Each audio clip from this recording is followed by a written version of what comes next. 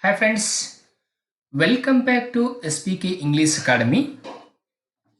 In today's class, I'm going to discuss modern English novel part 4. So, especially in this part, I will discuss the main important technique which is used in modern English novel. So, that is stream of consciousness technique. So, who used the stream of consciousness technique in their novels? Mainly James Joyce, Dorothy Richardson, and Virginia Woolf. These are the three novelists who used the technique in their novels mainly. Now we have to look at the in detail information about this technique and who coined this technique to English language and what are the characteristics of this technique and others. See, the stream of consciousness novel. The stream of consciousness novel is the peculiar product of the 20th century. The rise of this art form on the eve of the World War I marks an epoch in the history of English novel. This particular novel is also called the novel of subjectivity or the psychological novel. The praise, the stream of consciousness, was first used by William James in his work, The Principles of Psychology, which was published in 1890, to denote the chaotic flow of impressions and sensations through the human consciousness. The architects, Dorothy Richardson in England, James Joyce in Ireland, and Marcel Proust in France are the chief architects of this novel who imparted form and discipline to it and thus made it a popularly accepted art form in modern English novel.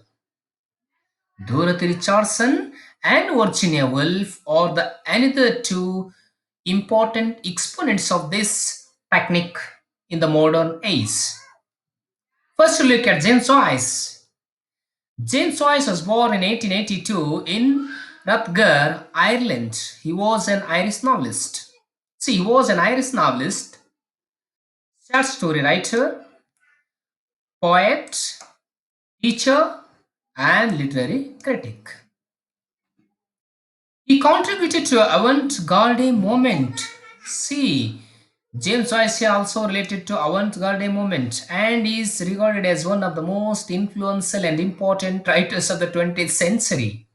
He is the most prominent exponent of stream of consciousness technique, and his Ulysses is the finest example of the use of this technique in the modern fiction. Now to look at the works of James Joyce. Ulysses, which was published in 1922, Dubliners, published in 1914, a portrait of an a portrait of the artist as a young man, which was published in 1916. So you need to read a portrait of the artist as a young man and the Ulysses in detail separately because the question have been asked on these novels in both cassette and now net also. And the next work, that is Finnegan's Wake, published in 1939. Next, Dubliners C. Dubliners is a collection of short stories. He throws light on the life of the slum dwellers of Dublin. Finnegan's Wake. It is a study of history of the human race from its earliest beginning as seen through the incoherent dreams of one Mr. Eureka. The another one important novelist of this technique is Dorothy Richardson. She was a British author and journalist, author of Pilgrimage, a sequence of 13 semi autobiographical novels published between 1915 to 1967. Though Richardson saw them as chapters of one work, she was one of the earliest modernist novelists to use the stream of consciousness technique as a narrative technique in her novels. Richardson also emphasizes in Pilgrimage the importance and distinct nature of female experience in her novels. See, in their work, Pointed Roofs, published in 1915, was something new which Dorothy Richardson did in this novel. She endeavored to give both the subjective and the objective autobiography of the character, a young woman named Miriam Henderson. The description is entirely subjective in this novel. It is the stream of Miriam's consciousness that Miss Richardson reproduces without any interferences on her part. Her novel is truly feminine. Works of Dorothy Richardson are C. Pilgrimage, published in 1915. C. Pointed Groups, published in 1915. The Quakers, Past and Present, published in 1914.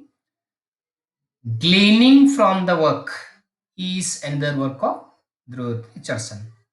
Now we move on to another one chief exponent of this technique who used in her novels is Virginia Woolf. See, Woolf belongs to the school of stream of conscious novelist. She is one of those great English novelists of the 20th century who has the courage to break free from the tradition.